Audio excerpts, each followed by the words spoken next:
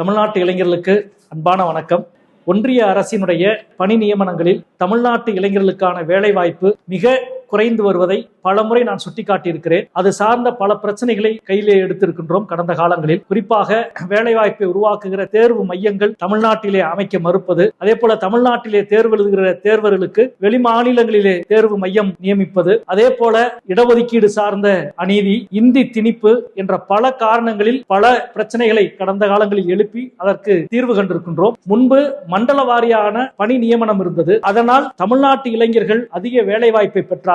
அது மட்டுமல்ல, தமிழ்நாட்டிலே இருக்கிற ஒன்றிய அரசினுடைய அலுவலகங்களில் தமிழ் தெரிந்த அலுவலர்கள் இருந்தார். உச்சநீதிமன்றத்தினுடைய ஒரு தீர்ப்பை காரணம் காட்டி பாஜக அரசு ஒரே தேசம் ஒரே தேர்வு என்ற அடிப்படையில் மண்டல வாரியான தேர்வுகளை முழுமையும் நிறுத்திவிட்டு இப்பொழுது மையப்படுத்தப்பட்ட தேர்வுகள் மட்டுமே நடக்கிறது. அதனுடைய விளைவுகளை தமிழ்நாடு முழுவதும் நாம் பார்க்க முடியும். எந்த தபால் அலுவலகத்துக்கு சென்றாலும், ரயில்வே அலுவலகத்துக்கு சென்றாலும், வங்கிக்கு சென்றாலும் பெரும்பாலும் தமிழ் தெரியாத அலுவலர்களால் இன்றைக்கு ஒன்றிய அரசினுடைய நிறுவனங்கள் நிரம்பி வழிவதை நாம் பார்க்கின்றோம். இந்த பின்னணிகளை எதிர்த்து மண்டல வாரியான தேர்வுகள் நடத்தப்பட வேண்டும் என்று தொடர்ந்து கோரிக்கை வைத்துக் கொண்டிருக்கின்றோம். அதற்கான செயல்பாடுகளிலும் இறக்கியிருக்கிறோம். இந்த பின்னணியில் இப்பொழுது மத்திய தேர்வாணையம் 2 தேர்வுகளை அறிவித்திருக்கிறது. கம்பைன்டு கிராஜுவேட் லெவல் வருகிற ஜூலை 24ஆம் தேதி விண்ணப்பிக்க கடைசி நாள். வருமான வரித்துறை, கலால் மற்றும் கணக்காயர் துறைகளிலே பணி நியமனங்கள். அதே போல இன்னொரு தேர்வு என்பது மல்டி டாஸ்கிங் ஸ்டாஃப். அதற்கு +2 தான் தகுதி. அதற்கு விண்ணப்பிப்பதற்கு கடைசி நாள் இந்த மாதம் 31ஆம் தேதி. இந்த 2